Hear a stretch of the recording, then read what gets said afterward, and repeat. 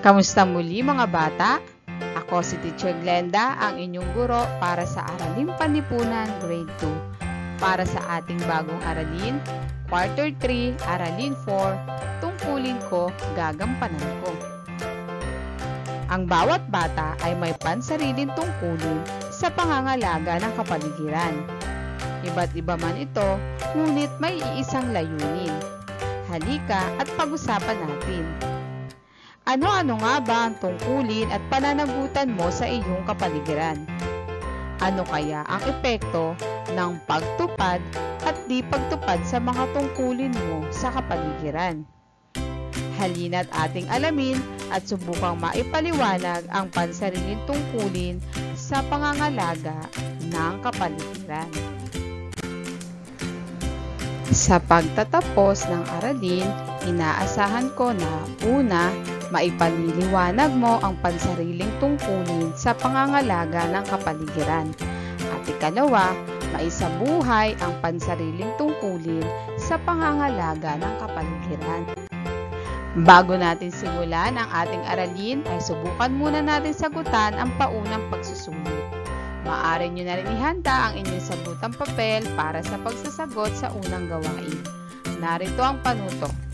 Kulayan ng pula ang masayang mukha kung nagsasabi ng tungkulin sa pangangalaga ng kapaligiran at dilaw naman kung hindi. Para sa unang bilang, pitasin ang mga bulaklak sa parke. Kulay pula o kulay dilaw? Magaling, kulay dilaw. Ikalawa, tapakan ang mga halaman sa tabi ng daan. Tama ka na naman, kulay dilaw. Ikatlo, magtapon ng basura sa tamang basurahan. Mahusay, kulay pula. Ikaapat, tumulong sa pagtatanim ng mga punong kahoy. Magaling, kulay pula. At ikalima, pangalagaan ang mga hayop sa mga bundok upang dumami ang mga ito. Mahusay, kulay pula. Mukhang handa na kayo sa ating aralin.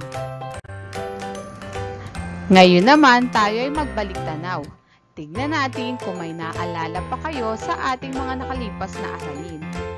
Narito ang panuto. Buuin ang pangungusap. Gawing gabay ang mga ibinigay na titik. Para sa unang bilang, nakatutulong ang blank na kapaligiran sa ating kalusugan upang makaiwas sa matinding sakit tulad ng COVID-19. Ano kaya ang mga nawawalang titik mga bata upang mabuo natin ang tamang sagot para sa unang bilang? Magaling! Malinis ang tamang sagot. Ikalawa, maiiwasan ang pagbabaha kung walang mga blank bumabara sa maayos na pagdaloy ng tubig. Ano kaya ang tamang sagot mga bata? Mahusay, basura. Ikatlo, ang palagi ang pagpuputol ng mga puno sa blank ay naging sanhi ng pagkakalbo nito. Ano kaya ang tamang sagot mga bata? Mahusay, kagubatan. Ikaapat, naging sanhi ng pagkaubos ng mga isda at blank na blank ang pagtatapon ng langis sa katubigan. Ano kaya ang tamang sagot? Mahusay, yamang tubig. At ikalima, ang pagtatanim ng mga punong kahoy at blank ay nakatutulong sa pagpapanatili ng kalinisan ng hangin sa paligid. Anong tamang sagot mga bata? Mahusay, halaman. Ngayon ay handa ka na para sa ating bagong aralin. Ngayon naman ay ating talakayin ang maikling pagpapakilala sa atin. Ang bawat isa sa atin bilang kasapi ng isang komunidad ay may tungkuling dapat gampanan upang mapanatili ang ating mga likas na yaman. Maging ang batang katulad mo ay may tungkulin na dapat gampanan para mapanatili ang kagandahan at kaayusan sa ating komunidad. at para mapangalagaan na rin ang ating mga likas na yaman. Ang Pilipinas ay sagana sa iba't ibang uri ng likas na yaman. Ang mga ito ay maaring matatagpuan sa kagubatan tulad ng iba't ibang uri ng halaman, puno at mga hayop. Ang karagatan naman ay mayaman sa isda, korales at iba't iba pang yamang tubig.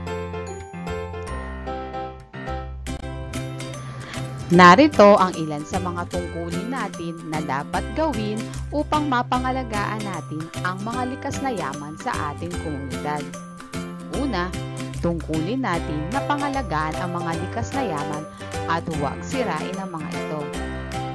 Tandaan, tungkulin natin pangalagaan at huwag sirain ang mga ito, mga bata. Ikalawa, tungkulin nating tipirin ang mga mineral dahil hindi ito napapalitan kapag naubos. Ikatlo, tungkulin nating linisin ang mga anyong tubig upang dumami ang mga yamang tubig. Huwag tayong magtapon ng basura sa mga anyong tubig dahil nasisira at maaring mamatay ang mga naninirahan o mga nabubuhay na mga hayop na dito nakatira. Ika-apat, tungkulin nating mapanatiling malinis ang hangin sa ating kapaligiran. Paano natin ito magagawa? Maaring sa pamamagitan ng huwag magsunog ng mga basura o pag-iwas sa paggamit ng sigarilyo at mga sasakyan na nagbubuga ng mga maiitim na usok. Ikalima, tungkulin natin pangasiwaan ng tama at alagaan ang mga likas na yaman. Dahil tayo rin naman ang makikinabang sa likas na yaman, kaya tungkulin natin silang pangalagaan. Ngayong nalaman nyo na ang ilan sa mga tungkulin na dapat natin gawin upang mapanatiling maayos ang ating likas na yaman sa ating komunidad, ay nais kong gawin ninyo ang pagsubok na ito mamaya pagkatapos ng ating aralin. Maaari kayong humingi ng tulong sa nakatatandang miyembro ng pamilya sa pagsasagot ng gawain. Narito ang panuto.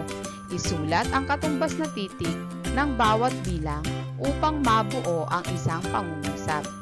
Pagkatapos, isulat sa mga patlang ang nabuong pangungusap.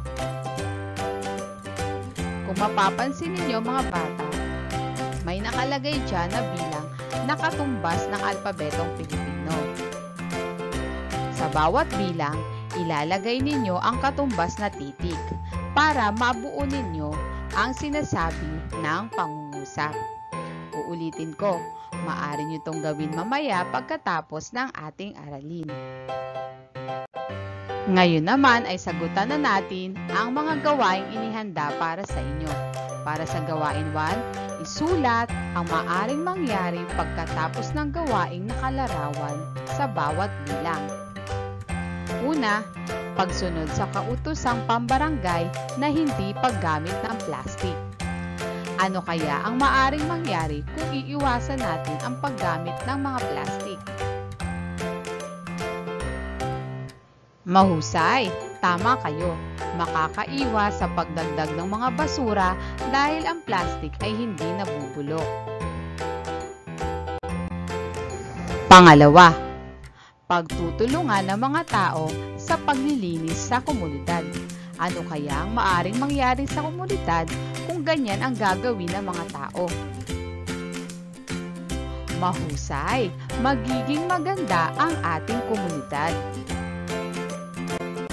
Pangatlo, paggamit ng dinamita sa pangingisda. Ano kaya ang maaring mangyari kung gagamit ng dinamita ang mga mangingisda sa panguhuli ng isda? Tama na naman kayo mga bata, mapipinsala nito maging ang maliliit na isda. Kaya dapat iwasan ang paggamit ng dinamita sa panguhuli ng isda. Ika-4, pagtatanim ng mga puno at halaman sa mga bakanteng lote upang mapakinabangan sa hinaharap. Ano kaya ang maaring mangyari kung gagawin natin ito? Magaling! Makakaiwas tayo sa pagkakaroon ng baha at may mapagkukunan pa tayo ng pagkain. Magaling! At ikalima, ang maruming usok na binubuga mula sa mga sasakyan. Ano kayang maaring mangyari? Tama, ito ay nagiging sanhi ng polusyon sa hangin at pagkakasakit ng mga tao. Kaya dapat iwasan natin ang mga ito. At para naman sa gawain 2, isulat ang tungkuling isasagawa sa bawat sitwasyon. Ano ang gagawin nyo mga bata sa mga sumusunod na sitwasyon? Una, namamasyal ka sa palaruan ng inyong komunidad. Nakita mong sinusulatan ng mga bata ng pentel pen ang siso. Ano ang inyong gagawin? Tama kayo, maaari niyong pagsabihan ang mga bata na huwag sulatan ang siso. Ikalawa, nakita mong nagtatapon ng basura sa ilog ang iyong bunsong kapatid. Ano ang inyong gagawin? Magaling! Maaari niyo silang pagsabihan na itapon ng basura sa tamang lalagyan. Ikatlo, marami kang nakitang mga nakatambak na plastik at dyaryo sa gilid ng kalsada. Ano ang inyong gagawin? Tama na naman kayo. Pulutin niyo ito at itabi pa ang mapapakinabangan at itapon naman sa tamang lugar ang hindi na magagamit pa. Ika-4, nagwawalis ng bakuran ang kapatid mo. Inipon niya ang mga dahon ng puno at sinunog. Ano ang inyong gagawin? Magaling! Maaari niyo silang pagsabihan na huwag nang sunugin ang mga dahon, kundi ibaon na lamang sa lupa upang maging pataba. At ikalima, nakasulat sa babala na bawal ang manigarilyo. Nakita mo na maraming tambay ang naninigarilyo sa tapat ng babala. Ano ang inyong gagawin? Tama yon mga bata. Sasabihin nyo ang pangyayari sa inyong barangay o sa mas nakatatanda sa inyo. Huwag nang kayo ang magsabi sa mga tambay ng bawal manigarilyo dahil hindi nyo alam kung ano ang maaari nilang gawin sa inyo. Kung malapit sa inyo ang barangay, maaari nyo sabihin sa barangay ang nakita nyong pangyayari. O di naman kaya, sabihin sa nakatatandang miyembro ng inyong pamilya.